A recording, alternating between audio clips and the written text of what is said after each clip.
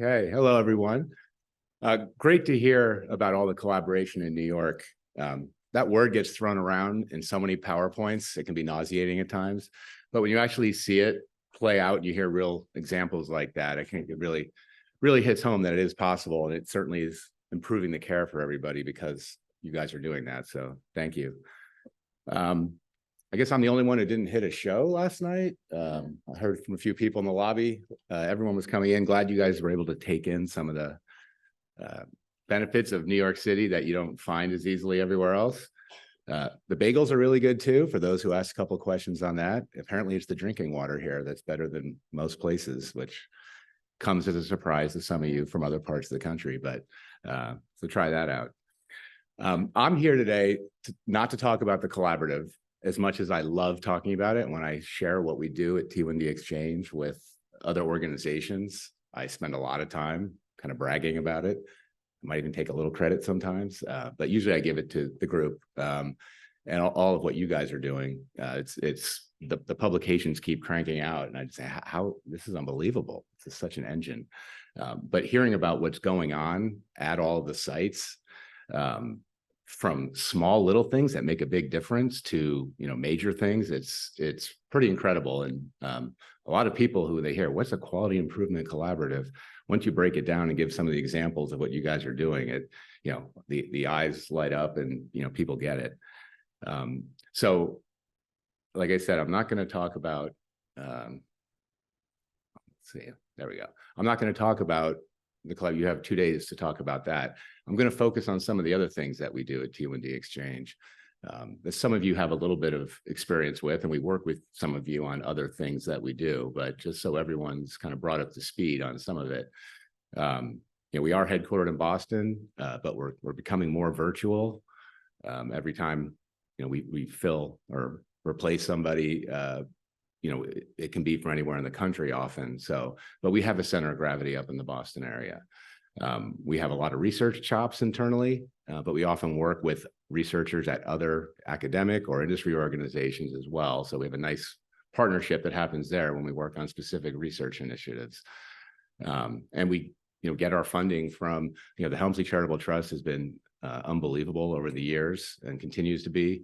JDRF, ADA now we're doing some things with, but doing sponsored research is the way that we kind of round out the rest of it and can do more and spread our wings. So the areas I'll talk about are kind of direct to patient online registry and what we do with that, our online community, which is a little different, but also on online with people with type 1. And then some of the custom research that we do conduct, and some that we're going to begin to conduct with some new data that we're kind of compiling, which I think you'll find pretty interesting. And then helping people recruit for studies. I think it's kind of a well-kept secret. We spend a lot of time talking to organizations about the fact that we've got tons of people with type 1 who are eager to hear about different research opportunities, regardless of who's conducting that research.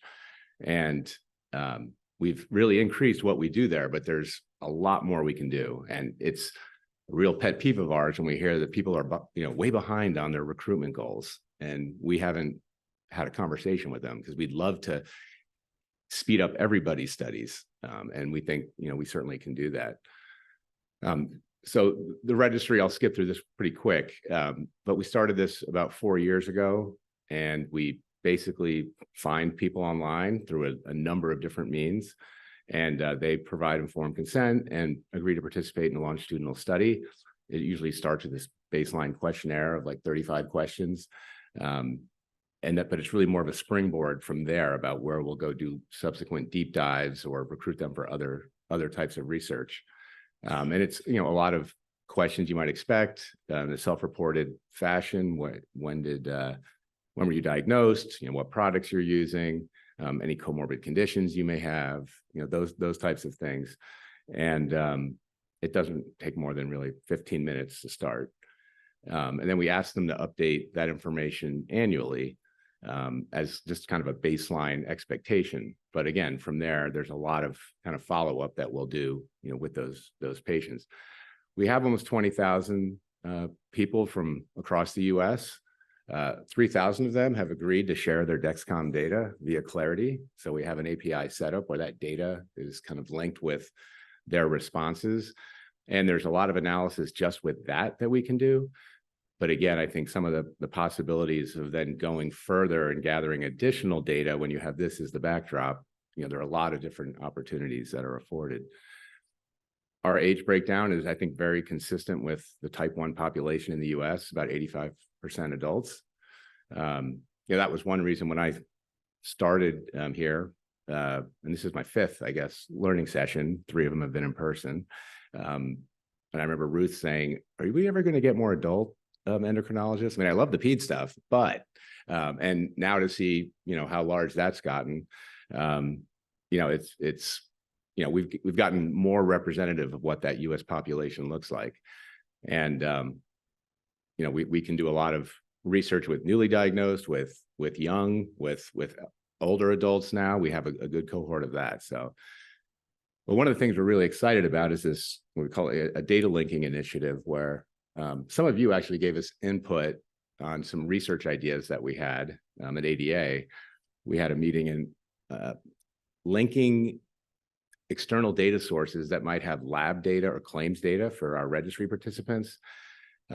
We're undertaking this kind of initiative where we can, in an anonymous way, we can kind of de-identify and tokenize the data from our registry with other data sources, and do it in a fashion where it's linked in kind of a blinded way, but it's for each participant. And we've done overlap analysis to say, 60% of our registry people, we can get lab data from this source. And then with claims data, maybe that drops a bit, but we're going to have now a cohort of all of that data where we can explore some very interesting topics. So you can imagine if you had CGM data and lab data and self-reported data, and then maybe a novel survey that we put out on specific topics later on. There are a lot of things that we could go and probe. And we have a grant from JDRF to take a look at some things around guidelines and time and range analysis, and looking at kidney function and a whole host of things that we haven't been able to do with our own kind of patient data before.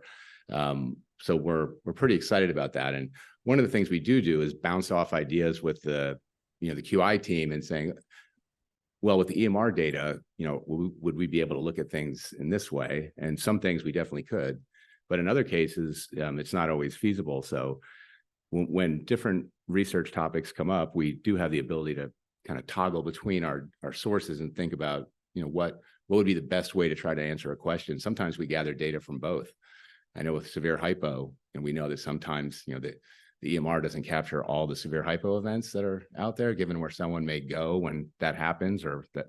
So self-reported sometimes gives you a better perspective on how often the severe hypo is happening. But linking it with CGM data, we were able to do some interesting work in there correlating that information. So we're pretty excited. This is going to be something right in early 2024. We'll be able to start some of that work. And our team does a lot of things working with others. Some of it's basic market research, interviews, focus groups, surveys. We can design it or work with teams at other places that can do that too. And we just help get them a lot of people with type 1 into an initiative, analyzing CGM data. And again, our team, as you well know, analyzes EMR data and population level analysis and does a lot of work there. So there are a lot of, I'm not going to go through all of the different kind of projects, but just this gives you a kind of an idea of kind of that range of projects that we conduct. A lot of work in the past on fear of hypo, diabetes distress, glucagon use, but a lot of CGM analysis now. And we've got a lot of ideas around GLP-1s. We know almost 1,000 people in our patient registry report using a GLP-1 and are seeing real benefits from that. It's a real frustration, and we hear from a lot of people that, oh, you have type 1, we're not going to give you the access to this that type 2s and others are getting. So we're trying to make a difference there, both with manufacturers and other possible funders of some work that we could do in that arena. But a whole host of things that we can do. Again, when you can look at EMR data, you can look at self-reported data, lab data, et cetera. So we're really excited about that. A ton of publications coming out of the QI effort, but we also from T1D Exchange have some that have come to fruition recently around some of our fear of hypo work, CGM unmet needs, and severe hypo and glucagon use. So, if there's something that's relevant in the type 1 space, we have probably looked at it in some way. So that's kind of registry and research. And we like to recruit people into research from the registry because we have background information, but sometimes it's a hard recruit and we need to go broader. And we have this separate online community, it used to be called Blue back in the day. And that is really just people who sign up on a social media, say want to follow T1D Exchange or give an email address. And we send information to them about, articles of interest in diabetes. We'll profile a new technology or, something of interest that's taking place. We ask a question of the day every day.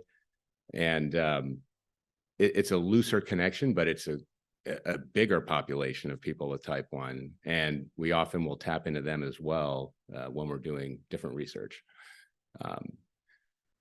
The featured article, one of the things we've done recently is feature some of the members of the T1D Exchange and Quality Improvement Collaborative and the work that they're doing. We're trying to explain to people kind of all the awesome things that are taking place and break it down in kind of an understandable way to the average reader. And I think our team does a great job of that. Recently we had Laura Jacobson featured in talking about screening, which is a topic that I don't think a lot of the researchers who are in the know understand how little the average person with type 1 understands about screening. What do you mean screening? Well, what do you do for that? And do you have to go in? Is it blood? And what's the purpose? And what's the number that I get at the end, or the risk factor? And there's a lot more understanding and interest in this now. And we're certainly hearing from people about it, and we're trying to put out information to, educate, people about the opportunities to participate in research or to look at treatment options that might be available. So that's something more recent. And question of the day, we've been doing this for a long time. We actually have all of our results cataloged back, I think, for about 12 years. We get about 300 to 400 responses a day, depending on the question that's posed. So it's just an interesting little quick pulse check that we do on any range of topics. We ask about insulin pump use, about dealing with any kind of conditions, insurance issues. That's always a fun one. Ask them how satisfied they are with their DME distributor. That always gets a good response. So there are a lot of things that we can ask, and we take input if people have burning questions they'd love to throw out. And then, as I mentioned, the study recruiting. Providing assistance for the study recruitment is something that we've beefed up. I've heard from organizations that, some places don't like to have outside people. I would just say, we have examples of people we've worked with who are here in this room, and they'll tell you, we send people who are regular people with type 1. We had one center tell a company that they tried taking outside people before, and they got someone with prison anklets show up at a study. So they don't want to take outside people. That's not what we're producing when we recruit people for studies. We have a lot of people that have signed up to be in our registry because they think it's important to hear about research, or they have some kind of interest.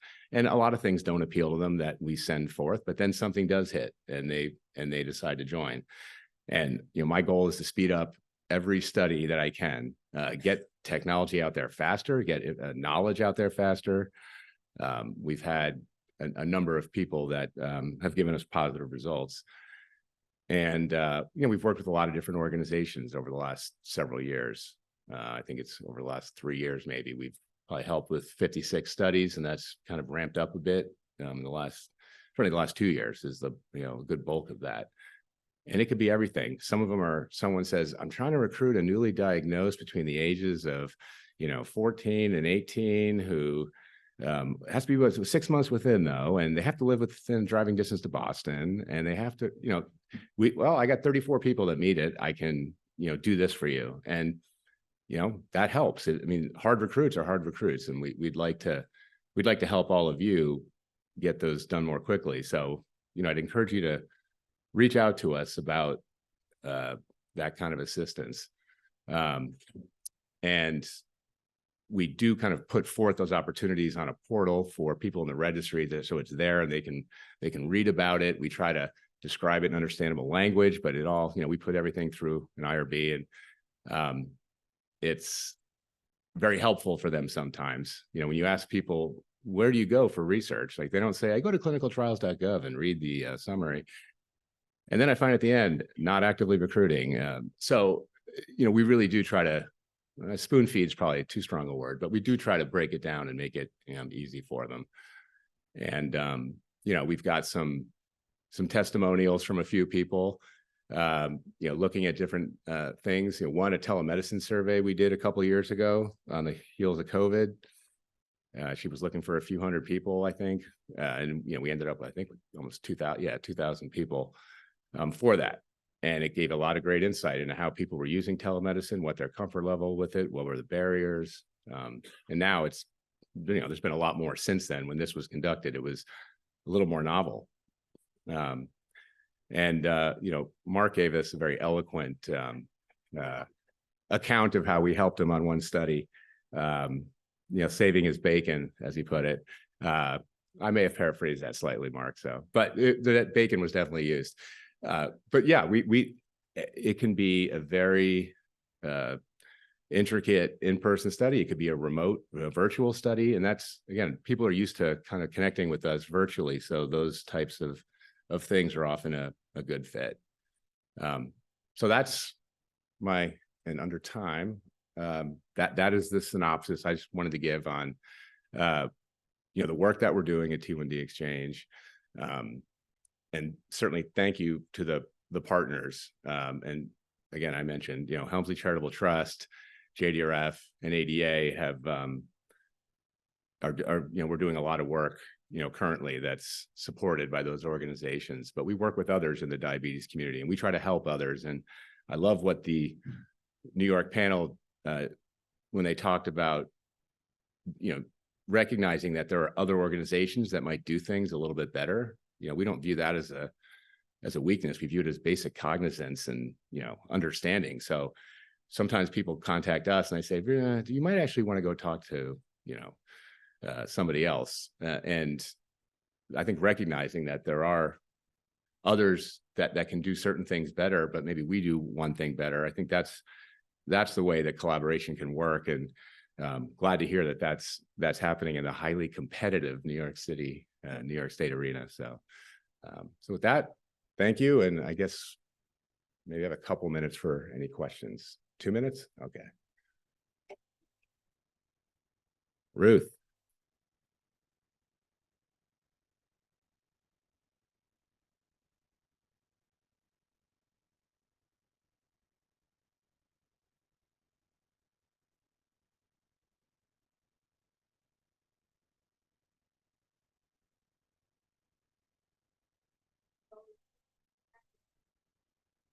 Hey, Mark.